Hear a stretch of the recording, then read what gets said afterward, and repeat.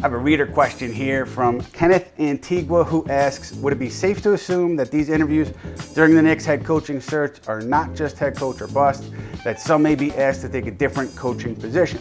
Yes, and if I do think that's safe to assume. You know, we talked about Mike Miller recently and how people in the organization would like to see Miller offered an assistant's job or another role with the Knicks next year if he isn't brought back as head coach. And I think the Knicks will look at a lot of the coaches that they're bringing in for interviews, particularly these assistants, as potential assistant coaches on the next staff if they don't decide to hire those guys as head coaches. And if you're the Knicks, you're getting a chance to bring these assistants in for formal interviews, getting a chance to know them more intimately, learn about their strengths and weaknesses. You're getting a chance to decide more accurately if they would be a fit for your next assistant coaching staff. But I still think at the end of the day, just my guess, Tom Thibodeau is the most likely guy to be named here as the Knicks' next head coach. I think Kenny Atkinson has a legitimate shot, but I also think the calculus changes here if John Calipari decides he wants to leave Kentucky and come up to New York. But we haven't heard any indication yet that Calipari is